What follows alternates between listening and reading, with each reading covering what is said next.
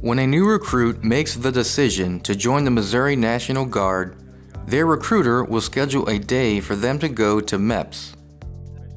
MEPS is a military entrance processing station. There's different facets that happen there. The first initial step is taking the ASVAB test. 82 on the ASVAB, good job. ASVAB stands for Armed Services Vocational Aptitude Battery. A minimum score of 31 out of 99 is required, and the test helps determine what job a recruit will have in the Guard. The type of job is designated by a Military Occupational Specialty, or MOS. A soldier is assigned to a unit by what job they end up picking, and that falls back to the ASVAB test. There's technical scores in different areas. From that, the recruiter will do the research for that applicant. We tell them what they're qualified to do, and then we allow them to pick what they want to do, and then we have to make sure that job's available or that slot in the unit is available. We look at opportunities that they can do within their home area, within a 55-mile radius, and if the job's open or not.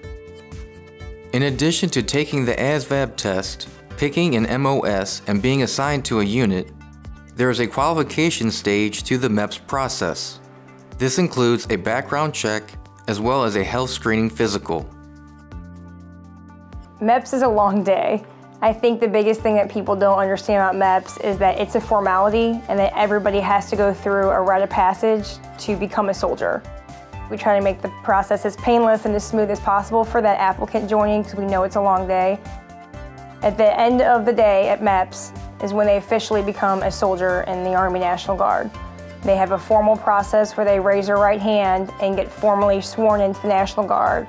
And at that point, they're officially a soldier. Following their day at MEPS, the soldier will report to an RSP drill on the next scheduled drill weekend. RSP is the Recruit Sustainment Program. It is the drill weekends once a month that each soldier attends prior to attending basic training. The primary function of RSP is to help train these soldiers and get them prepared mentally and physically for basic training. The Recruit Sustainment Program is really designed to give those individuals a baseline of what to expect when they get to basic training, so that way it's not as big a shock to their system, and they've got a head start on some of the skills that they're expected to learn, so they're ahead of some of their peers when they arrive. Some of the training that RSP does includes physical fitness, land navigation, leadership. They get to do classes on military history, understanding how to wear a uniform, how to march, a lot of the basic Army 101 fundamentals. Anything they can pick up at RSP as far as understanding, learning, memorizing will help them on their journey when they actually start day one of basic training. One of the biggest challenges that these new soldiers are faced with is the PT or physical training they will go through at their RSP drills. We will do a APFT, Army Physical Fitness Test, comprised of 2 minutes of push-ups, 2 minutes of sit-ups, and a 2-mile run. We gauge them to see where they're at.